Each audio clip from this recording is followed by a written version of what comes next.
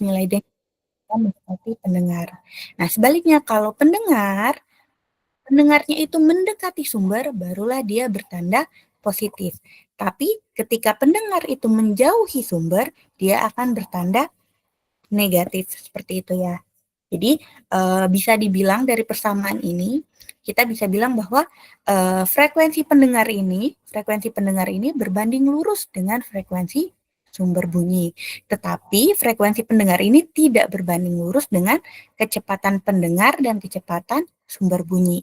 Begitu juga frekuensi pendengar ini tidak berbanding terbalik dengan kecepatan sumber bunyi, gitu ya. Mungkin kalau kalian lihatnya dari rumus ini, mungkin kalian agak bingung.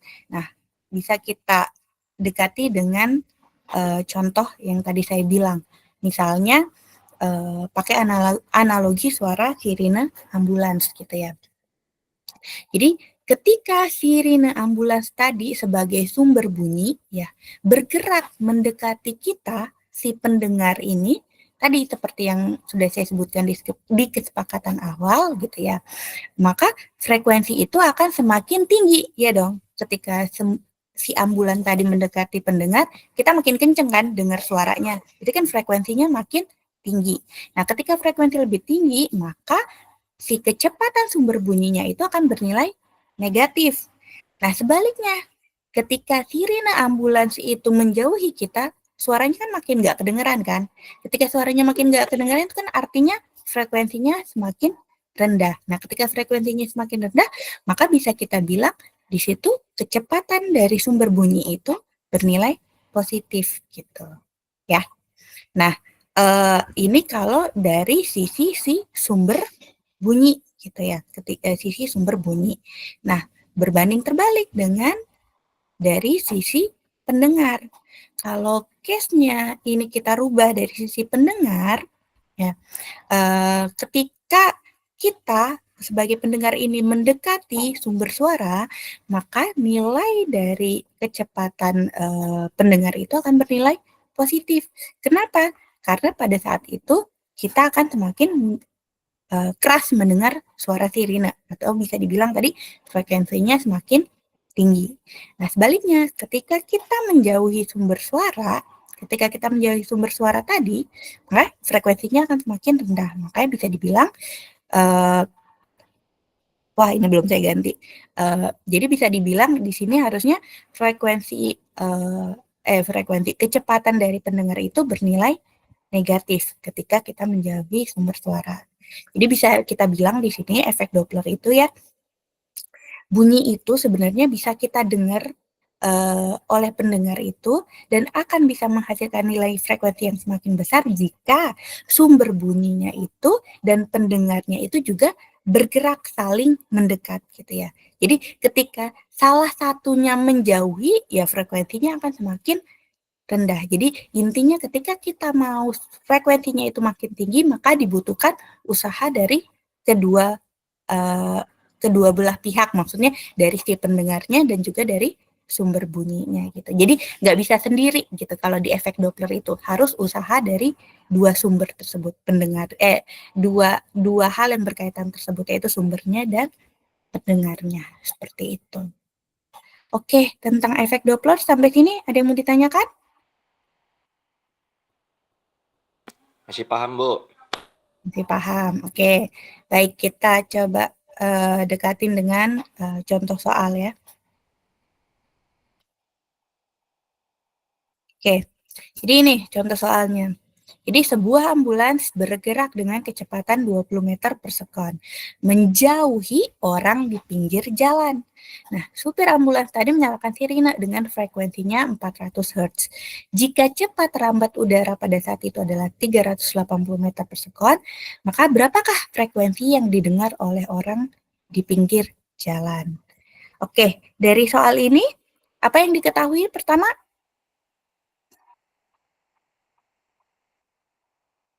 Apa ya? Ini 20 meter. Kecepatannya, Bu. Ini kecepatan siapa? 20 meter per sekon. Sumbernya, Bu. Kecepatan sumber. Kemudian di sini ada sirine dengan frekuensi 400 Hz. Berarti ini adalah Frekuensinya sih Sumber. ya. Oke. Nah, inilah sih kecepatan rambat udaranya tadi ya. Karena kan dia tadi di jalan itu berarti kan ada udara di situ, bukan ruang hampa udara kan, tapi ruang yang ada udara berarti. Nah, cepat rambat udara itu sebesar 380 meter per sekon.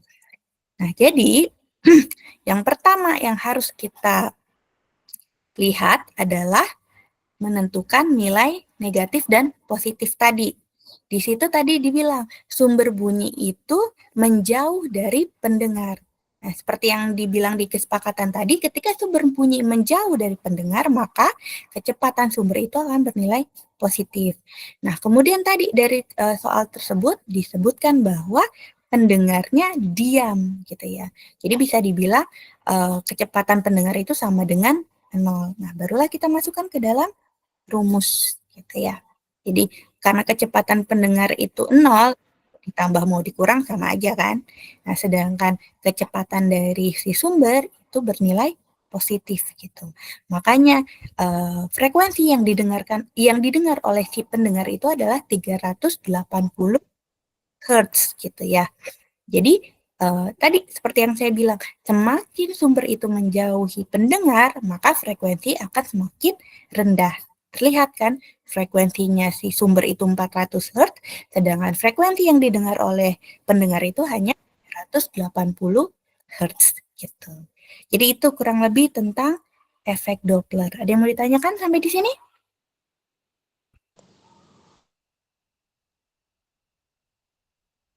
Masih aman, Bu. Masih aman. Oke, baik. Oke, mungkin itu untuk efek Doppler. Selanjutnya untuk gelombang elektromagnetik, mungkin langsung Pak Afif. Pak Afif sudah ada? Enggak ada, Bu. Ya, Pak. Silakan, Pak. Saya serahkan ke Bapak selanjutnya tentang gelombang elektromagnetik. Oke, sebentar. Saya share screen dulu.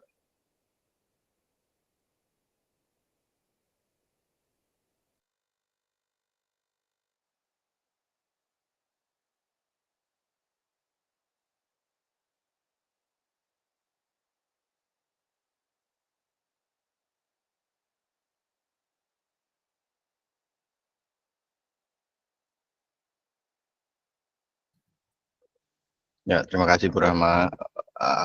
Oke, kita masuk ke gelombang elektromagnetik. Sekarang di minggu lalu kan sebenarnya kita udah membahas sedikit tentang beberapa jenis gelombang, yaitu gelombang yang memerlukan dan tidak memerlukan medium perambatan. Nah, kalau misalkan berdasarkan itu, maka gelombang elektromagnetik ini termasuk karakteristik gelombang yang memerlukan atau nggak perlu dia medium perambatan. Enggak, Pak. Enggak ya, jadi gelombang elektromagnetik itu karakteristiknya dia tidak perlu medium perambatan. Bu Rahma, co-host minta tolong Bu, yang masuk nggak pakai akun ITERA Bu di konfirm. Oke, terima kasih Bu. Ya, jadi di pertemuan ini ada beberapa tujuan pembelajaran, yaitu memahami karakteristik dasar gelombang elektromagnetik, mengenal spektrum elektromagnetik dan tentang frekuensinya, lalu mengetahui kecepatan cahaya di berbagai medium, memahami energi dan polarisasi gelombang elektromagnetik. Nah, ini udah saya dan Bu Rahma sesuaikan dengan timeline atau dengan CPMK yang khusus C gitu. Jadi enggak materinya kalau misalkan dilihat sama yang AP itu udah cukup berbeda. Ini saya update lagi biar lebih enak, biar lebih sesuai dengan CPMK kalian. Jadi cuman ini aja nanti. Dan untuk sifat-sifat dari gamenya sendiri, kita cuman bahas di pertemuan kali ini cuman polarisasi. Nanti kita akan bahas. Oke, ini ada dua sesepuh di dalam apa? Ini masuknya sih sesepuh di dalam fisika modern mereka. Ini itu dia fisika modern. Dan dia juga mengembangkan beberapa persamaan. Maxwell itu pakai persamaan sendiri, Faraday juga ada persamaan sendiri, dan dia dua-duanya membahas tentang gelombang elektromagnetik. Tapi di sini saya nggak akan banyak membahas tentang sejarahnya dan teori-teori yang terlalu rumit begitu, agar bisa lebih sederhana aja. Nah, kita masuk ke sifat dasar gelombang elektromagnetik. Kita masuk ke definisi dulu. Gelombang elektromagnetik adalah gelombang yang dihasilkan dari osilasi medan listrik dan medan magnet yang saling tegak lurus. Nah, apa sih osilasi kemarin? Osilasi apa? Kita mulai dari osilasi dulu, karena materi osilasi nggak muncul di kita. Osilasi apa? Ada yang masih ingat osilasi? Osilasi adalah gerak bolak-balik melewati titik setimbang. Nah, misalkan dia berosilasi dari A plus ke A min gitu, itu berarti dia sudah dikategorikan berosilasi. Atau misalkan dia ada sebuah pendulum gini, bandul, dia ditarik, kemudian dia bisa kembali ke posisi awal, bahkan dia naik, itu juga dikatakan dia berosilasi. Jadi gerak harmonis sederhana atau bergetar itu osilasi. Kemudian medan listrik, ada istilah medan listrik, medan magnet, ini juga kita belum masuk atau bahkan enggak ada. Jadi dia itu sebenarnya adalah medan yang berada di sekitar arus listrik dan magnet gitu. Jadi nanti ada B dan ada E itu. Kita nggak bahas juga. Kemudian ciri-ciri utama aja. Kita masuk ke ciri-ciri utama. Nah, nanti paling kita lihat gambarnya doang sih, bagaimana osilasi medan listrik dan medan magnet ini saling tegak lurus gitu. Kemudian ciri utamanya tidak membutuhkan medium perambatan, tadi udah kalian jelaskan, memiliki frekuensi dan panjang gelombang yang spesifik. Ini nanti kita akan belajar maksudnya gimana sih mereka punya frekuensi dan panjang gelombang yang spesifik. Nanti di karakteristik spektrumnya kita akan bahas.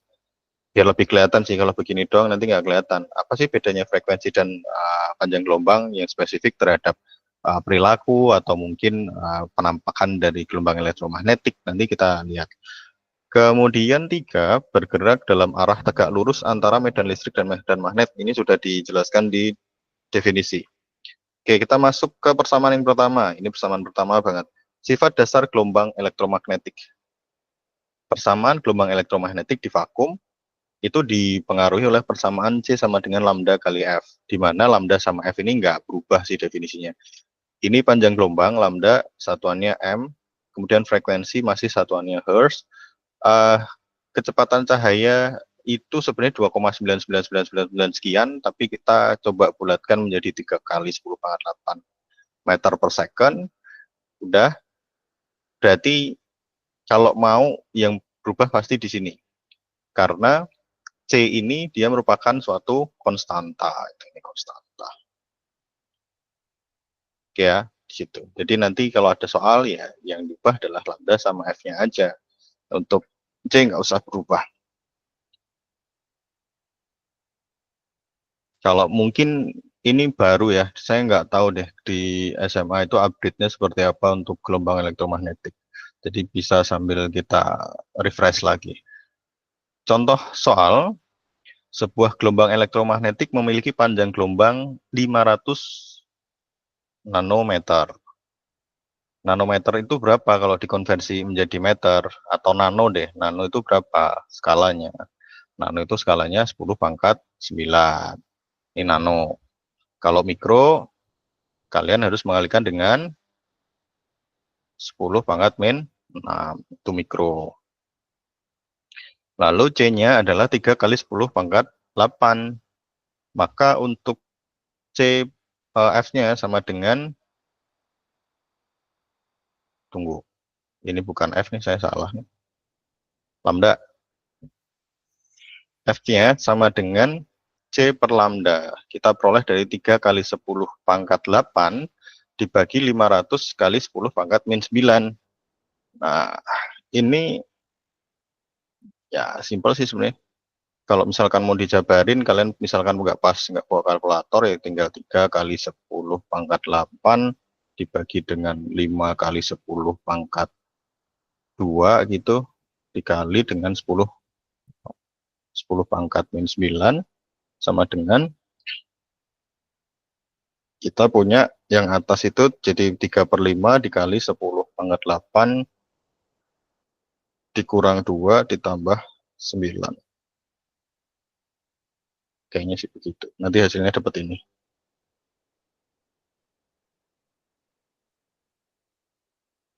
Ini masih sederhana sekali persamaannya. Dan insya Allah juga kayaknya soalnya nggak susah-susah yang buat kalian.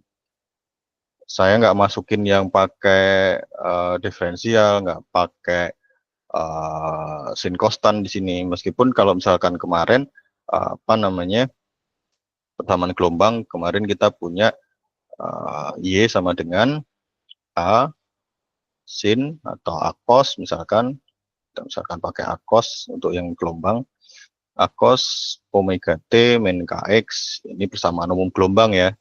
Jadi sebenarnya kalau mau lebih dalam lagi ya gelombang elektromagnetik dia juga masih berlaku persamaan gelombang ini. Cuman saya tidak menyampaikan di sini gitu. Untuk membuat hidup kalian lebih sederhana aja. Kalau mau ya nggak apa-apa sih, nanti saya kasih yang persamaan Y sama dengan apa namanya asin atau akos omega T min Kx itu diturun-turunkan kayak kemarin sampai jadi velocity, sampai jadi acceleration-nya gitu. Kemudian ini yang karakteristik tadi. Kita masuk ke spektrum elektromagnetik. Spektrum elektromagnetik rentang dari seluruh jenis gelombang elektromagnetik berdasarkan frekuensinya, rentangnya. Urutan dari frekuensi rendah ke tinggi, kemudian gelombang ini di sini aja lah. Jadi begini, ini urutan frekuensi dari rendah ke tinggi. Yang paling rendah itu gelombang radio. Nanti rentangnya di belakang. Kemudian gelombang microwave gitu. Kemudian inframerah, cahaya tampak. Cahaya tampak itu yang kalian lihat Magic Webini itu masuknya ranahnya cahaya tampak. Lalu ada UV di atasnya cahaya tampak, ada sinar X yang bisa buat ronsen kalian, kemudian sinar gamma.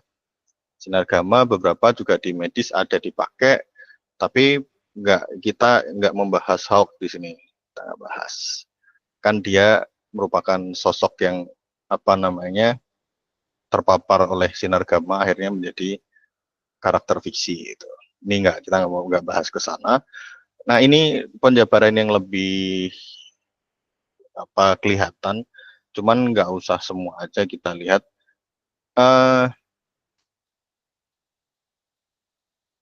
Mana sih? Nih, ini yang di sini, ini yang barusan kita bahas. Makin ke atas, berdasarkan wavelength-nya atau berdasarkan panjang gelombangnya, ini wavelength-nya lambda, dia dari 10 pangkat 3 meter, kemudian 10 pangkat min 2, kemudian sampai 10 pangkat min 5, 0,5 cahaya tampak nih, 0,5 kali 10 pangkat min 6 meter, ultraviolet itu 10 pangkat min 8, X-ray 10 pangkat min 10, gamma ray itu 10 pangkat min 12. Nah, kemudian ini dia dianalogkan dengan ukuran real gitu. Kalau gelombang radio seukuran gedung, microwave atau sampai ke human nih. Microwave-nya makin kecil dan lain seterusnya gitu. Ini untuk rentang frekuensi cahaya tampak mulai dari Magic Webinio ada di sini, yang di sini ya. Ini rentangnya. Jadi masing-masing frekuensi memiliki secara visual beda atau enggak masing-masing warna memiliki nilai frekuensi yang berbeda juga. Ini nggak usah kita bahas yang penetrasi di atmosfer. Kemudian nggak usah. Ini kita nggak bahas juga. Jadi secara umum sih lebih ke arah sini, cahaya tampak sama sini aja. Ini untuk penggambaran secara umum. Kemudian izin sebentar.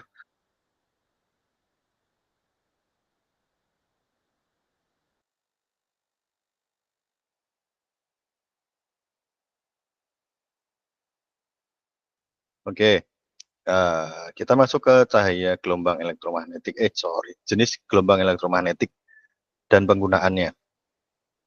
Kita mulai dari gelombang radio itu digunakan untuk pengiriman sinyal radio AM dan FM. Kemudian untuk gelombang mikro ada microwave, radar, ATC atau pemandu pendaratan pesawat. Untuk sinar infrared, remote alat elektronik, termogram, teleskop. Kemudian untuk cahaya tampak, Magic Wave New bisa menjadi sinyal serat optik yang pada akhirnya kita bisa menikmati bandwidth atau enggak kita bisa menikmati sinyal wireless di rumah, itu kita pakainya fiber optik di sini. Sinar laser, kemudian kedokteran juga bisa, industri juga bisa, tergantung sebenarnya. Kemudian sinar UV ini bermanfaat untuk fotosintesis tanaman, pertumbuhan, kemudian vitamin D manusia, sterilisasi ruangan, alat pemeriksa keaslian uang dan tanda tangan, tergantung sebenarnya jenis sinar UV-nya, tapi kita juga belum membahas di bab ini. Lalu untuk sinar X atau X-ray, alat pemeriksaan barang di bandara, ronsen, kemudian ada sinar gamma dan gamma ray. Nah, saya ingin membuat sebuah pertanyaan dulu. Ini ada begini nih. Lalu, sinar apakah sama dengan cahaya?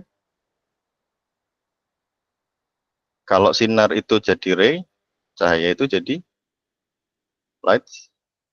Apakah dia sama? Ayo. Apakah cahaya sama dengan sinar?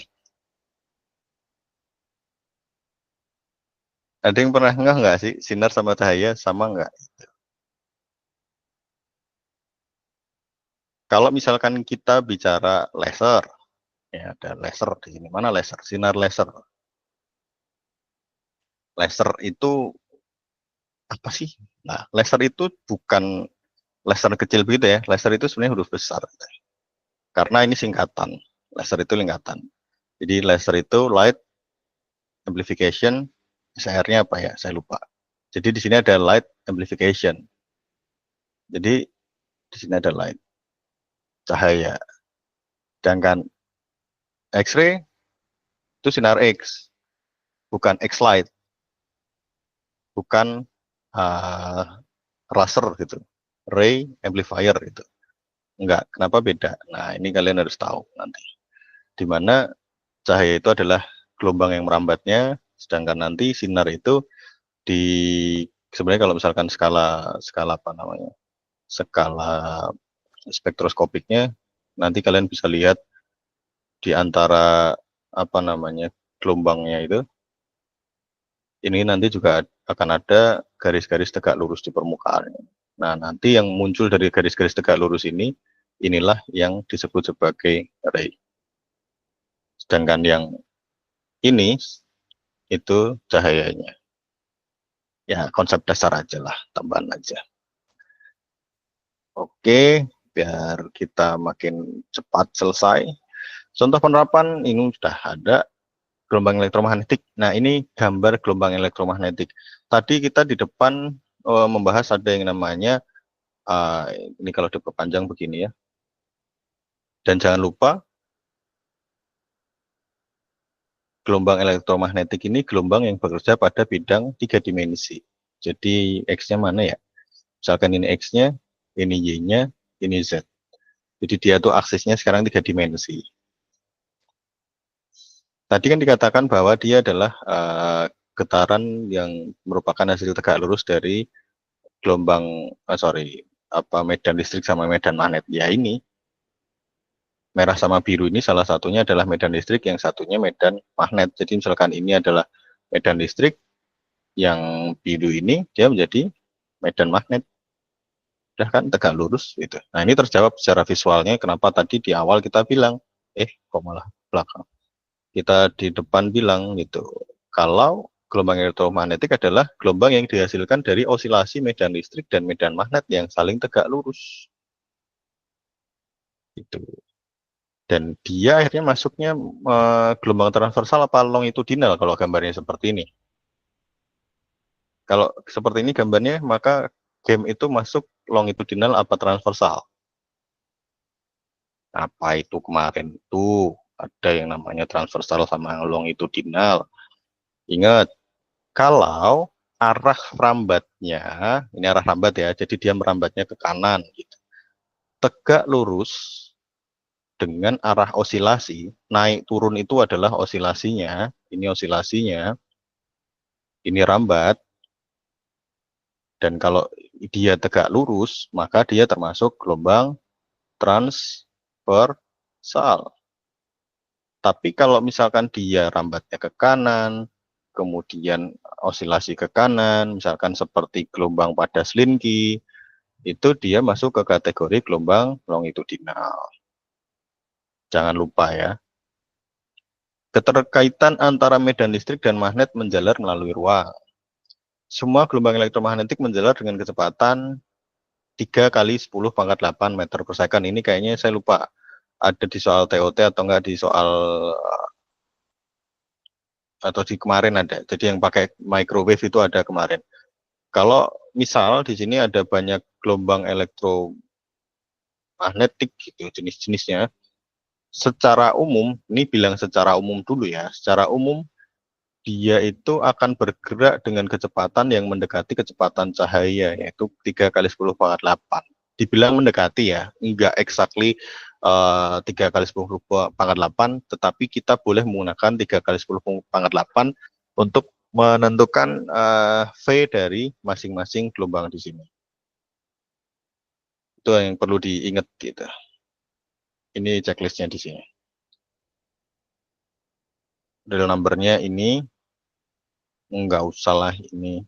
Cuman 3 kali 10 pangkat 8 itu di kondisi apa? Kondisi idealnya adalah ketika dia di ruang hampa itu, di vakum. Kemudian apa namanya? Kecepatannya di situ itu.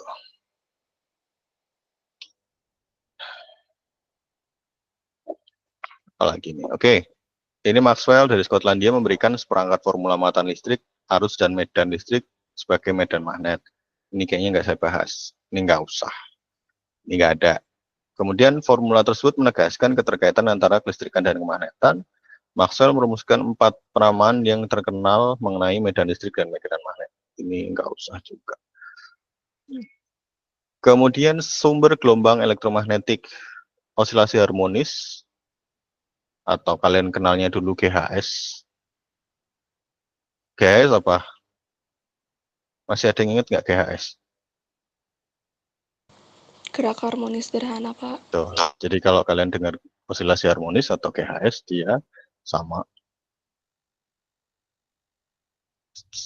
Kemudian dari sebuah muatan adalah sumber gelombang elektromagnetik dengan nilai frekuensi yang sama. Eksperimen yang dilakukan oleh Hertz mengkonfirmasi bahwa vibrasi muatan listrik meradiasikan gelombang elektromagnetik. Dikatakan meradiasikan karena dia merambat tanpa memerlukan medium perantara. Gitu. Ini teorinya aja. Oke, ini karakteristik secara umum. Gelombang elektromagnetik tidak membutuhkan medium dalam penjelaran, kalian sudah tahu. Memiliki harga kecepatan tertentu dalam ruang vakum, C sama dengan 3 kali 10 pangkat 8. Kemudian yang ketiga, game dapat menghasilkan ulang secara alamiah osilasi medan listrik dan medan magnet dalam ruang. Ini nggak usah begitu kita perdalam, cuman dibaca aja. Gelombang elektromagnetik menjalar secara transversal, ini barusan kita bahas. Medan listrik saling tegak lurus dengan medan magnet sebagaimana dengan arah penjalaran gelombang. Ini barusan tadi sudah kita lihat di gambar. Nanti kayaknya ada lagi. Dia tiga-tiganya tegak lurus. Jadi memang dia di sumbu 3 dimensi itu. Kemudian apa lagi nih? Gelombang elektromagnetik ini sifat-sifat dasar. Sifat-sifat dasar dari sebuah gelombang gitu. Sebenarnya. Dia dapat dipantulkan, namanya refleksi, bukan pijet. Kemudian dibiaskan, itu ada refraksi. Jadi bunyi datang, bunyi pantul itu kan prinsip dasar dari apa namanya gelombang. Kalau enggak, kalau dalam bentuk gelombang elektromagnetik kalian nembakin senter ke cermin gitu, maka akan ada pantulan atau cahaya pantul dari cermin. Itu masuk sifat dari gelombang elektromagnetik. Kalau dibiaskan, ini nggak beda kalau kalian masuk ke kolam renang, kalian kakinya kelihatan lebih pendek, atau misalkan kalian masukin pensil ke dalam gelas, dia seolah-olah menjadi terpotong seperti ini. Karena kerapatan mediumnya berbeda, itu di sana. Kemudian interferensi, perpaduan interferensi ini adalah nanti ada interferensi konstruktif sama destruktif, tapi kita nggak masuk juga, kayaknya nanti di cahaya kalau ada.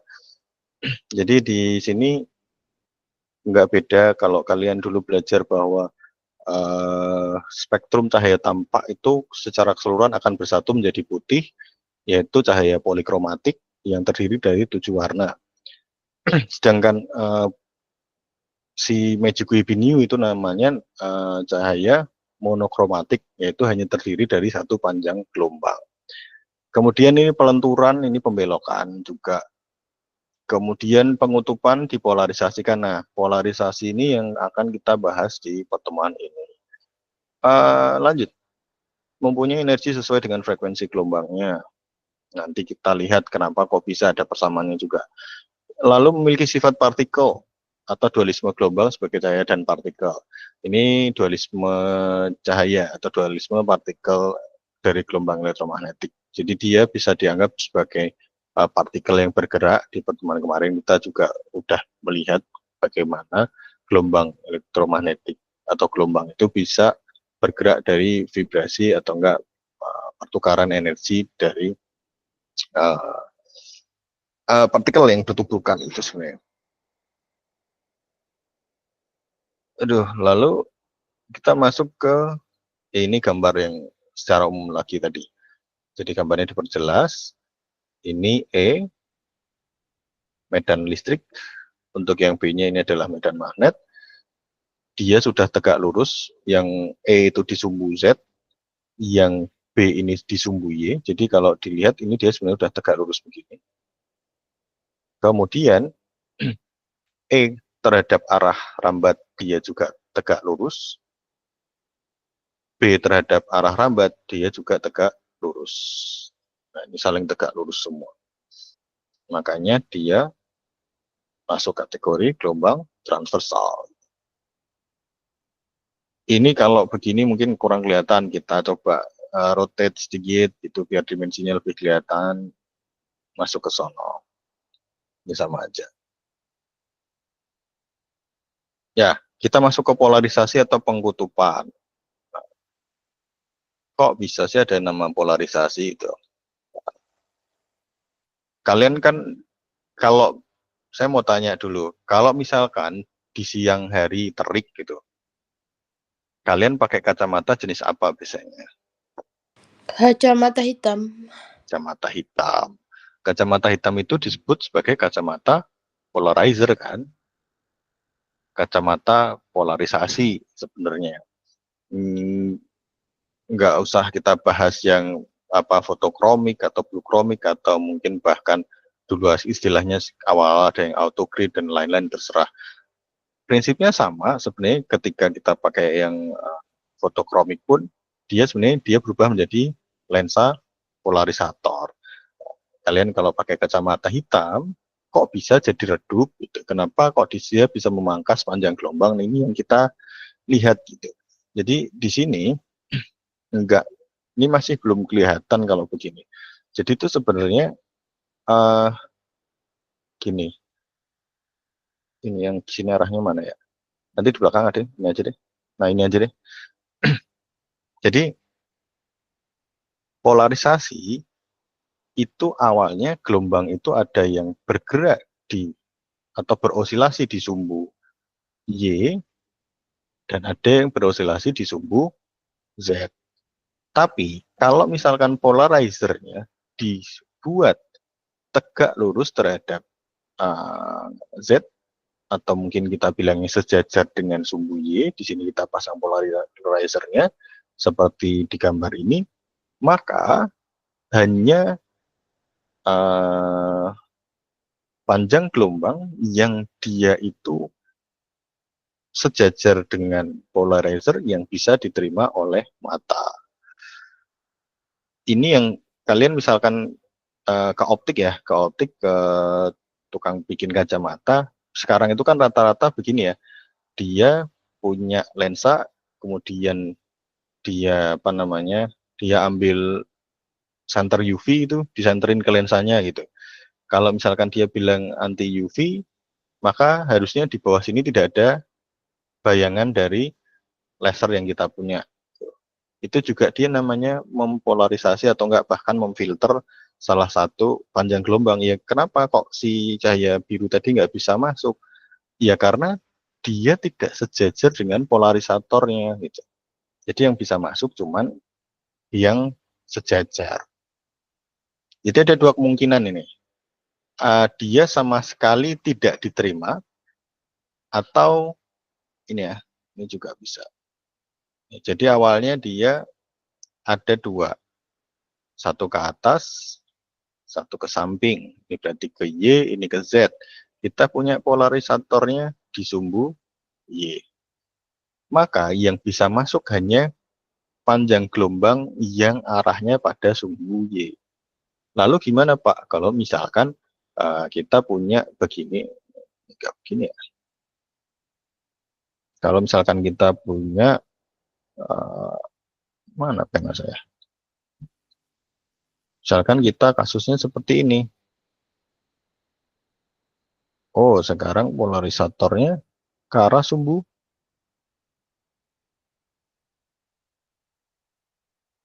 Z. Maka yang bisa keluar nanti cuman sumbu Z-nya saja di sini. Yang sumbu Y nggak bisa masuk. Bukan ding, salah saya. Saya salah sebut. Ini Z, ini Y. Maka nanti yang bisa keluar dia cuman di sumbu Y-nya aja. Dia bisa keluar gitu. Yang ini yang dia tegak lurus dia nggak bisa. Lalu gimana kalau yang misalkan dia masih miring sedikit ini Pak, misalkan miring. Yang miring nanti bisa jadi dia masih masuk sebagian tetapi panjang gelombangnya akan amplitudenya berkurang. Oke, ada contohnya. Oke, kita masuk ke kecepatan cahaya. Kecepatan cahaya, lalu nilai tetapannya ini tadi udah kita bahas. Kecepatan di medium lain, kecepatan cahaya berkurang dalam medium seperti air atau kaca. Ini karena indeks biasnya beda-beda. Tadi kan saya udah bahas sedikit, misalkan kita memasukkan pensil dalam air, maka dia akan seolah-olah menjauhi garis normal. Garis normalnya di tengah. Mendekati apa menjauhi. Kemudian seberapa besar kecepatan cahaya berkurang, ini yang kita akan bahas. Kecepatan cahaya dalam medium. Kecepatan cahaya dalam mediumnya ini tetap dalam meter per second. Kemudian indeks biasnya ini enggak ada satuannya biasanya.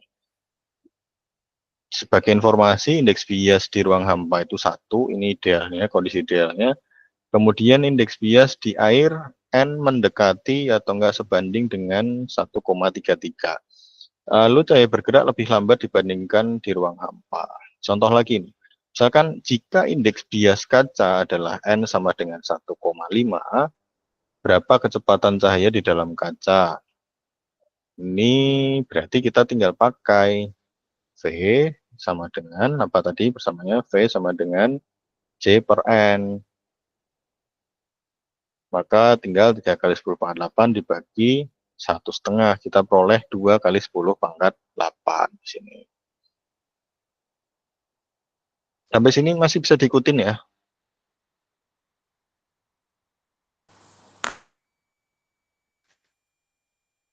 Masih, Pak. Bu Rahma mungkin ada yang mau ditambahkan, Bu?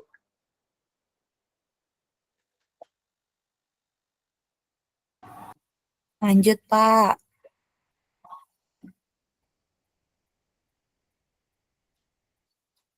Oke, ini masuk ke gelombang energi gelombang elektromagnetik. Di sini hubungan energi dan frekuensi. Diperolehlah energi gelombang elektromagnetik. Energi gelombang elektromagnetik tergantung pada frekuensinya. Jadi semakin tinggi frekuensi, semakin tinggi energinya. Kita lihat siapa sih yang frekuensinya tinggi. Lihat di gambar dulu deh.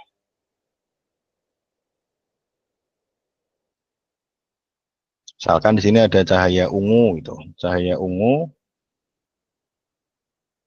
dia spektrumnya begitu, dia sampai 10 kali 10 pangkat 20 itu. Maka energinya dia semakin besar gitu.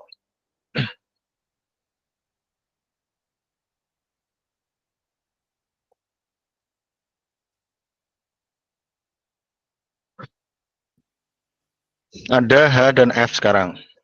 Konstanta lagi kita ketemunya. Konstanta Planck, semoga kalau nanti di soal konstanta Planck-nya dikasih.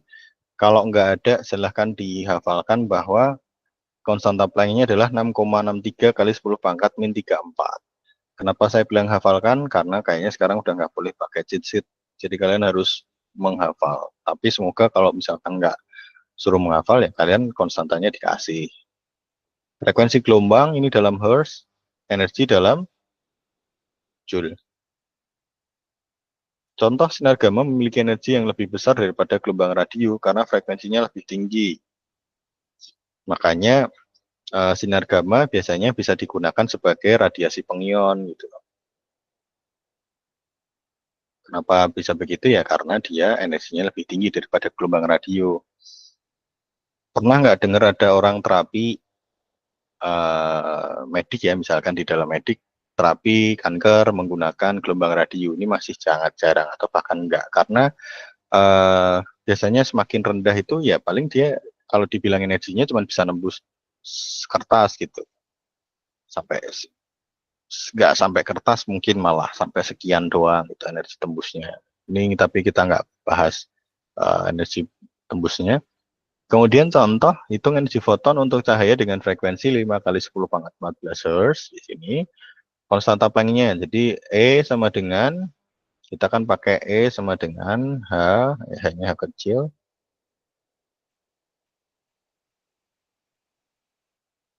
H kali F, hanya konstanta Planck-nya 6,63 kali 10 pangkat min 34. F-nya kita punya 5 kali 10 pangkat 14. Maka 6,63 kali 10 pangkat min 34 dikali 5 kali 10 pangkat 14. Ini buat yang lupa aja, yang lupa. Kok bisa jadi 10 pangkat 19? Ini buat mahasiswa saya yang suka basicnya lupa. Kita punya 10 pangkat min 34 ditambah 10 pangkat 14. Kalau dikali ditambah, kalau dibagi dikurang. Kalian harus ingat. Jadi aturan dasarnya kan A pangkat X dikali A pangkat Y, maka kita punya A pangkat X plus Y. A kali X dibagi dengan A pangkat Y, maka kita punya A pangkat X min Y. Lalu kalau misalkan A pangkat X dipangkatkan dengan Y, kita punya A pangkat X kali Y. Kalau A pangkat X diakar dengan Y, maka kita punya A pangkat X per Y. Ini aturan dasar dulu. Kalian harus ingat lagi. Nanti kalau misalkan kalian lupa, ya silahkan dicek di buku-buku matematika yang ada. Ini saya cuma penyegaran aja. Oh, tapi kalian dapat matematika dasar sih. Nggak apa-apa, ini untuk penyegaran aja. Lalu intensitas cahaya. Intensitas cahaya adalah jumlah energi yang dipancarkan oleh sumber cahaya persatuan waktu. Sumber cahaya persatuan waktu, berarti energi persatuan waktu dulu, E per T atau Joule per second, itu udah jelas ini nilainya dari daya atau watt. Makanya muncul. Ya, sampai sini ya. Energi yang dipancarkan oleh sumber cahaya persatuan waktu dibagi persatuan luas. Jadi sebenarnya gini, untuk yang persamaan-persamaan dasar seperti ini, kalian sebenarnya nggak harus menghafalkan persamaan. Itu kalian udah bisa mendapatkan persamaannya gitu. Misalkan dari definisi ini, intensitas cahaya adalah jumlah energi yang dipancarkan oleh sumber cahaya per satuan waktu. Oke, kita bedah dulu. Energi dibagi waktu itu adalah daya. Dibagi dengan luas, maka intensitas kita dapat persamaannya P dibagi dengan A. Ini ceritanya begitu dari definisi. Atau bahkan mungkin persamaan lah yang membentuk definisi. Nanti dibolak-balik di dalam fisika teori. Intensitas cahaya, maka besarannya adalah watt dibagi meter kuadrat. Karena P ini adalah watt, kemudian A-nya dalam meter persegi. Contoh, sebuah sumber cahaya memiliki daya 40 watt dan menyebarkan cahaya secara merata di seluruh arah dalam ruang setengah bola atau disebut sebagai hemisfer. Berapa intensitas cahaya pada jarak 2 meter dari sumber tersebut? Nah, maka kita cari dulu luas permukaan setengah bola pada radius 2 meter. Kita pakai aja persamaannya. A sama dengan 2 pi r kuadrat, luas penampangnya, sama dengan 2 pi kali 2 kuadrat. Sama dengan 8 kali 8 pi kali m, ini satuannya. 8 pi ini hasilnya 8 pi. Ini untuk A, dan kita punya dayanya itu sebesar 40 watt. Kita substitusikan ke dalam persamaan, maka kita peroleh 40 dibagi 80 pi di sini.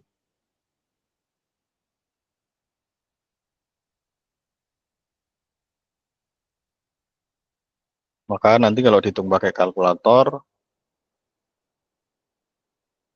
jadinya 1,59 watt. Mungkin di sini begini, karena ini hubungannya sama gelombang nih. Ya, hubungannya sama gelombang, maka saya perlu menekankan satu hal.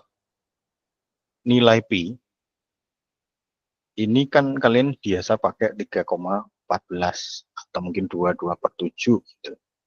Lalu ada nilai pi yang lain, pi sama dengan 180 derajat. Kapan kalian menggunakan ini? Kapan dua nilai ini digunakan? Ini penting nih, biar nggak salah input. Takutnya kalian nanti pas ujian tiba-tiba mendadak panik dan lupa bagaimana dimasukinnya. Iya, kalau misalkan yang ingat itunya doang, angkanya doang itu agak bahaya. Jadi begini, misalkan saya punya pi cos pi ini, atau pi sin pi. Gimana terus nilainya? Ada yang mau menjawab nggak? Ini kan sering terjadi nih. Kalau di dalam gelombang itu ada namanya pipian di dalam terutama gelombang transversal gitu. Terutama di dalam grafik sinusoidal itu. Itu kita pakai sekali nih. Ayo, ada yang mau menjawab pertanyaan saya? Bu Rama tolong tunjuk, Bu. Boleh, Bu? Siapa untuk menjawab pertanyaan saya ini, Bu? Oke, siapa ya? Arta tadi aktif banget Arta di awal. Ada nggak Arta masih?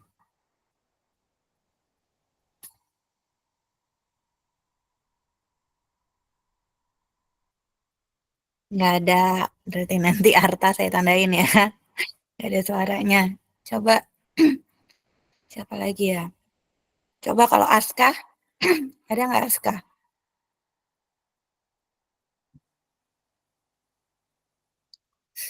Nggak ada juga Pak, anak kelas saya Pak.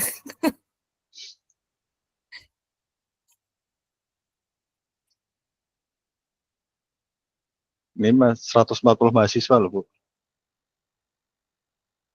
Ayo, kelas saya Tanya. siapa yang mau menjawab?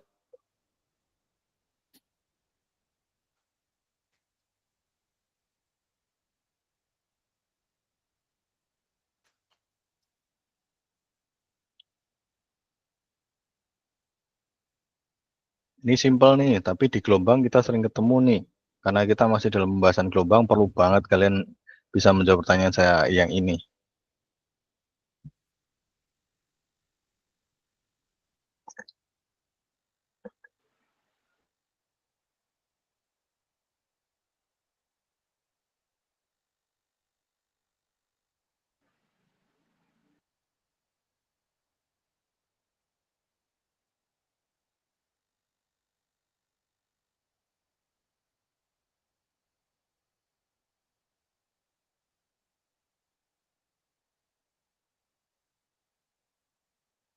Ini masih ada mahasiswanya nggak ya? Saya nggak geser nih kalau belum ada yang jawab nih.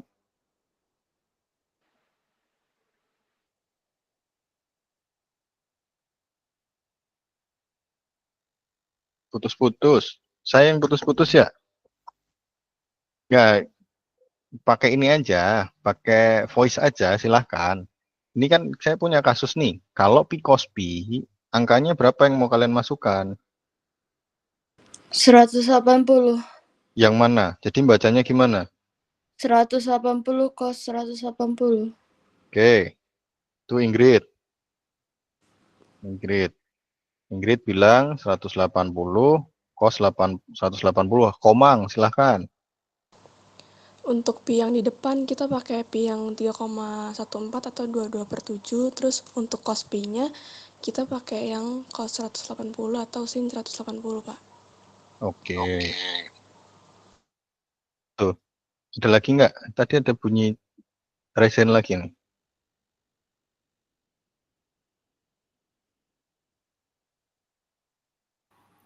Udah Pak, nggak ada lagi. Itu aja. Ya, jadi yang benar adalah jawaban yang kedua dari Komang. Kalau nilai pi diletakkan di luar dari trigonometri, coba saya gantiin color-nya. Dia berada di luar sin kostan, ya. Maka kalian pakai nilai pi-nya sama dengan 3,14 atau 22/7. Itu udah benar nih Komang. Jadi ini itu dia harus bernilai 3,14 kalau dia berada di luar sin kostan.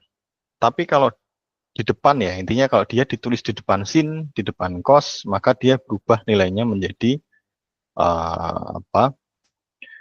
menjadi 3,14. Kemudian untuk nilai pi-nya yang di belakang sin kostan kita pakai 180. Maka kita perlu ingat sebentar.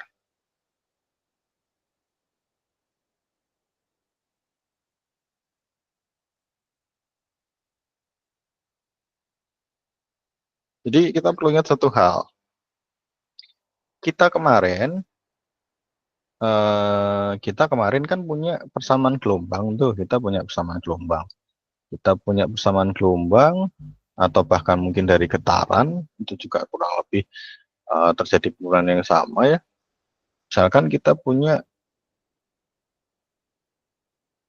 Y sama dengan A cos omega T min KX gitu. Atau kalau di persamaan yang di sini yang kita pakai kemarin KX min omega T. Ini permasalahan arah gerak aja yang satu ke kanan, satu ke kiri aja.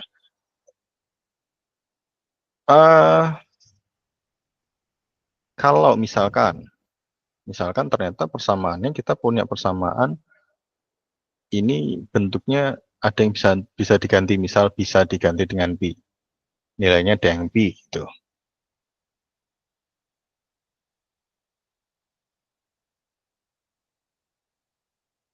Maka nilainya akan berubah itu. Tapi biasanya pi-nya nggak keluar sih, pi-nya bukan yang keluar. Nilai yang keluar yang satunya. Ini bisa begitu. Jadi kalian harus ingat bahwa nilainya berbeda.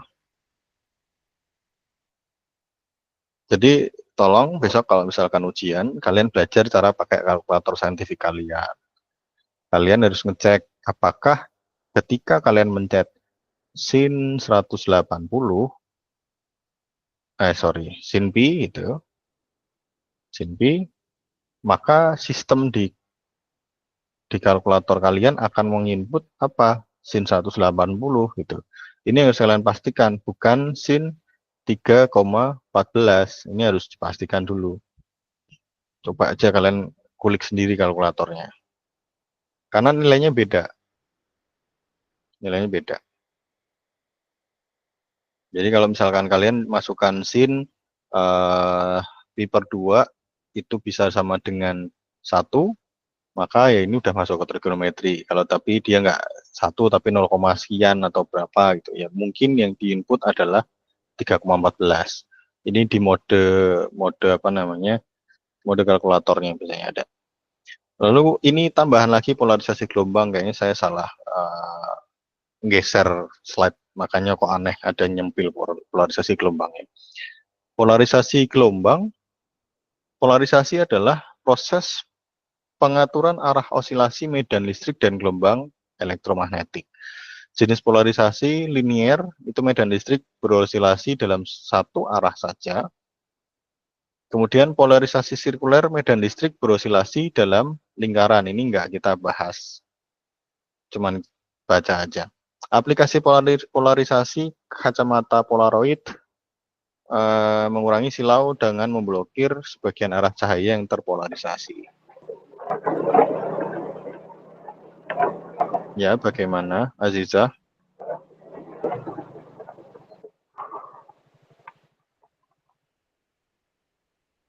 Oke, kita masuk ke ya nggak apa-apa. Intensitas setelah filter polarisasi. Jadi kan tadi kalian ada kacamata polaroid misalkan, maka persamaan yang digunakan untuk intensitas cahaya setelah polarisasi itu kita menggunakan hukum halus namanya. Ya enggak apa-apa. Intensitas sama dengan I0 yaitu intensitas awal dikalikan cos kuadrat theta. Ini pakai kalkulator aja. Saya nggak menyuruh kalian mengubah apa namanya cos kuadratnya jadi 2 sin alfa kali cos alfa, nggak usah.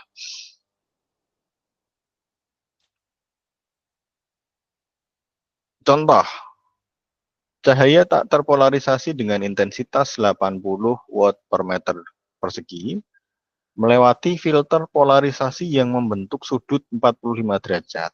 Jadi kita punya I0-nya 80, di sini I0, dan sudutnya di sini theta sama dengan 45 derajat. Maka I sama dengan 80 dikali setengah pangkat 2 kuadrat. Setengah akar 2.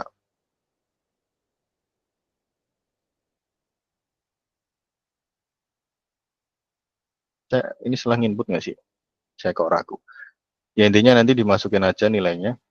80 dikali hasil cos kuadrat dari 45-nya. Di sini diperoleh dari jadi 40 watt per meter persegi. Itu kalau ditanyakan intensitas airnya jadi berapa itu. Nah, berarti dari sini ini kan intensitas awal I0-nya itu 80 watt per meter persegi, itu bisa turun menjadi 40 watt meter persegi. Makanya kalian yang awalnya merasa silau menjadi lebih nyaman setelah menggunakan kacamata polaroid.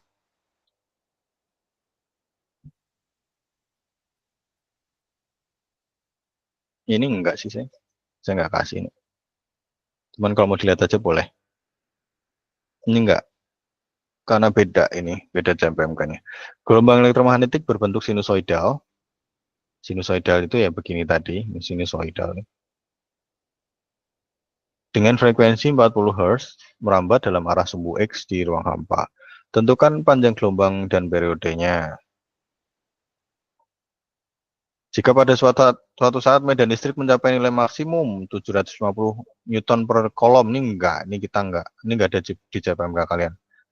Saya enggak nemu. Tapi kalau misalkan nanti memang muncul, ya nanti saya berikan tambahan aja. Tambahan materi maksudnya.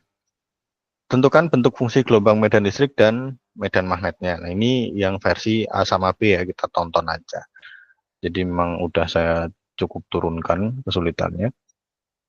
Untuk periode, periodenya karena diketahui frekuensi, maka kita tinggal 1/40 kali 40 Hz itu.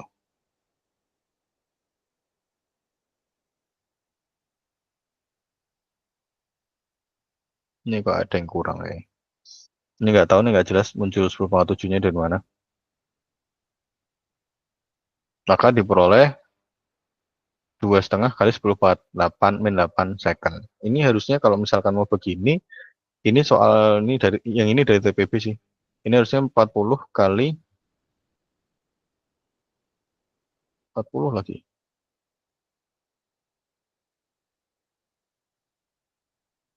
Kali 10⁻8 harusnya nih.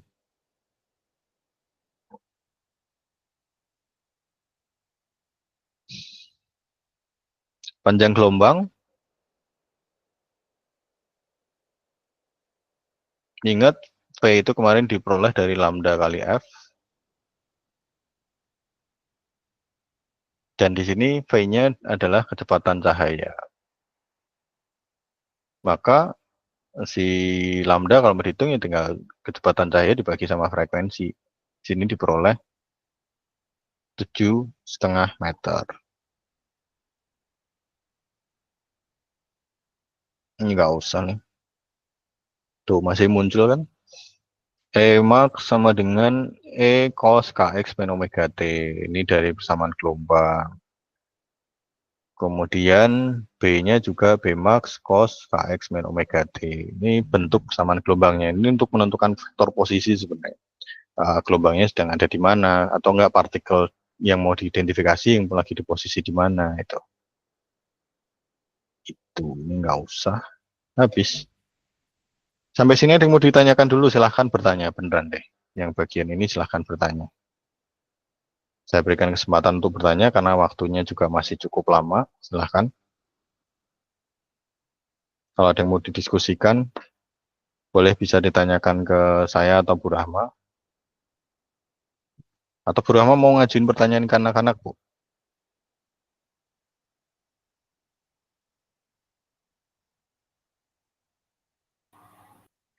Oke, mungkin tadi yang udah disampaikan Pak Afif ya, seperti yang Pak Afif bilang, itu sesuai dengan CPMK gitu ya. Tapi balik lagi, CPMK-nya itu suka beda-beda ya. Nah, di sini Pak Afif udah ngajarin kalian tentang polarisasi. Ada yang bisa jawab nggak? Polarisasi itu sama nggak dengan pembiasan?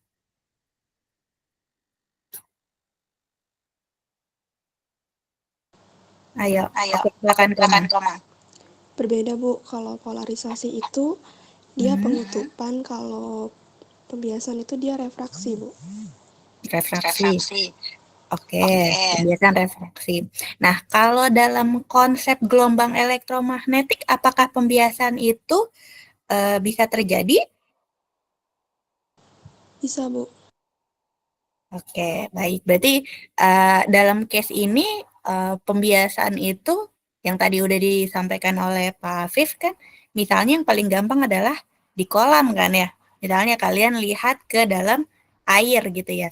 Ternyata kolam itu terlihat lebih dangkal gitu karena terjadi yang namanya pembiasan karena berbeda yang namanya mediumnya antara medium mata kita di udara dengan medium di air gitu ya. Jadi harapannya kalian ketika belajar gelombang elektromagnetik ini nggak sampai aja gitu karena mungkin saja nanti sifat dari gelombang elektromagnetik yang muncul di soal ataupun di TOT kalian nanti. Ya, itu mungkin dari saya Pak Afif. Silakan Bapak. Saya kembalikan. Ibu kebalik, Bu. Kan Ibu yang buka, Bu. Oh, dari Bapak udah cukup, Pak? Cukup. Dari saya cukup kok. Materinya udah ada semua. Tadi juga contoh soal udah banyak. Hampir tiap sub sudah ada contoh soalnya, sehingga harusnya sudah mulai gamblang gitu. Oke, baik. Ya, mungkin kalau memang sudah cukup dari Pak Afif, untuk materi kita minggu ini mungkin cukup sampai di sini ya. Jadi jangan lupa tugas, nanti ada tugas, tapi ini masih tugas untuk pertemuan minggu lalu. Jadi silakan kalian selalu aktif untuk ngecek Google Classroom-nya. Seperti itu ya, dan nanti juga akan dikabarin lagi oleh aspra kalian untuk TOT selanjutnya. Mungkin kalau ini beneran nggak ada yang mau ditanyakan lagi sebelum saya tutup? Nggak ada, Bu. Nggak ada, oke. Kalau kayak gitu mungkin Pengen saya sarapan bubur cukupkan. ayam, Bu. Udah lapar ya? Oke, saya cukupkan mungkin ya sampai di sini aja untuk kuliah kita minggu ini tentang gelombang elektromagnetik. Terima kasih semuanya atas kehadirannya pagi ini. Terima kasih juga Pak Afif atas materinya hari ini. Oke, saya tutup.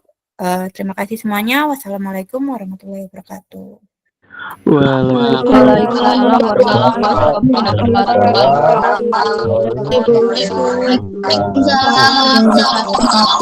Selamat pagi, Ibu. Makasih, Bu.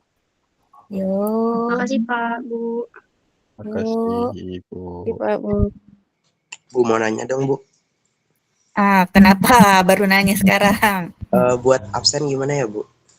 Oh, absen gampang. Tadi udah di-record, jadi saya tahu siapa yang ngikutin kuliah dari awal sampai akhir. Oke baik, terima kasih ya Ibu. Yuk. Untuk absen minggu lalu Bu, gimana Bu? Absen minggu lalu, Komang. Nanti saya lihat lagi, saya cek lagi ya. Baik Bu. Bu, izin bertanya, Bu. Oh ya, kenapa? Bu, untuk materi ini kan kita pakai PPT, Bu. PPT-nya di-share di mana nanti ya, Bu? Nanti di Google Classroom ya. Oh iya, Bu. Terima kasih, Bu. Terima kasih. Ya. Oke, silakan, Lev.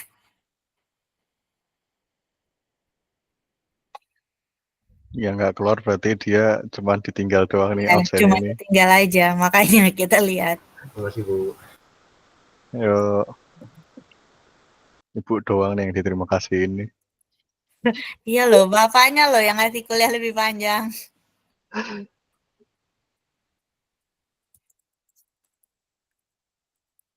Ya, ini AFK nih, 27 orang nih, mana nih?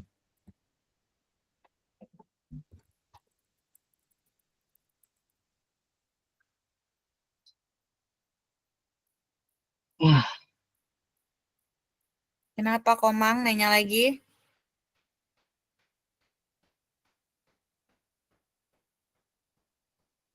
Enggak. Ayo ini, 15 orang lagi. Oke, kita foto aja lah. 23 orang lagi.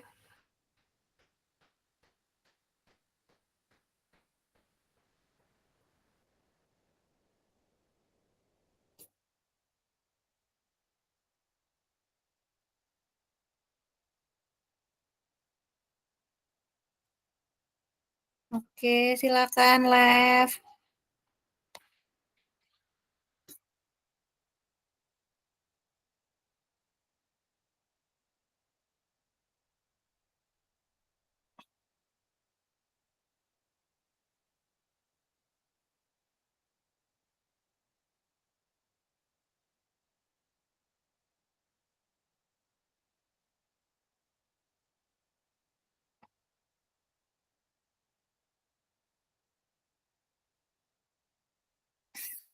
Ini nggak mau live lagi nih. 13 orang lainnya.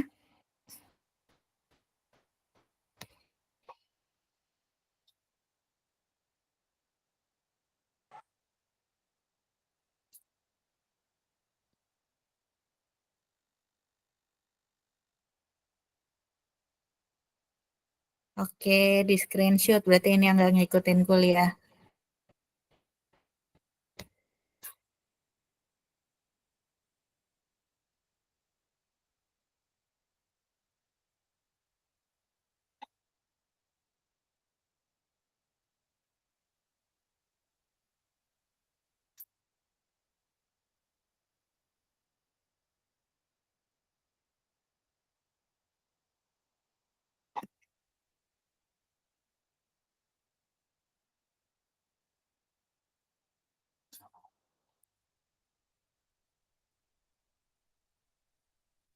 Bandel nih nggak keluar nih. Iya benar, udah di screenshot.